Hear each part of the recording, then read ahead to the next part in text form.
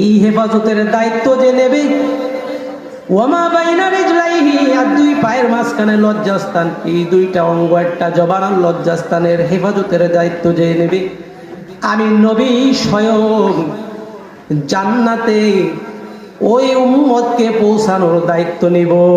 বলেন সুবহানাল্লাহ। জান্নাতের দায়িত্ব কি নিবে?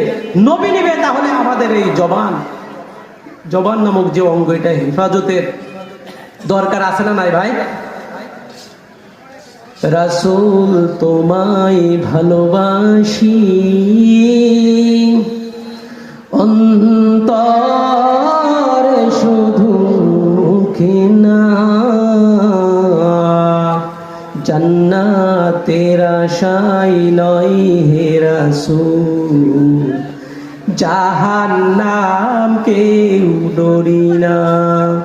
তোমায় পাওয়ার আশায় মন ছুটে যায় মদিনায়, এ আশিকি দিদার দাও না,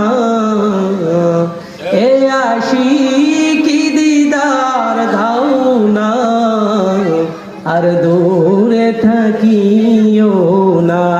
রাসূল তোমায় ভালোবাসি, অন্তর শুধু মুখে না, জান্নাতের আশায় নয় হে রাসূল, জাহান্নাম কেউ ডরি না।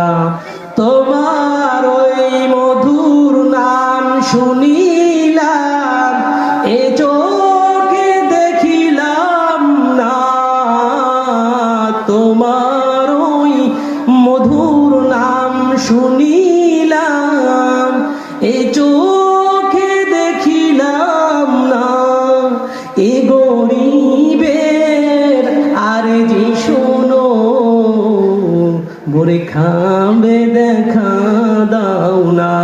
রাসূল তোমায় ভালোবাসি, অন্তরে শুধু মুখে না, জান্নাতের আশায় নয় হে রাসূল, জাহান্নাম কেউ ডরি না। বলেন আমিন। মুসলমান ভাইরা রে আমার, আল্লাহ নবীর জবান দিয়ে যে কথা বলেছেন, এই কথা কখনোই মিথ্যা হতে পারে না রে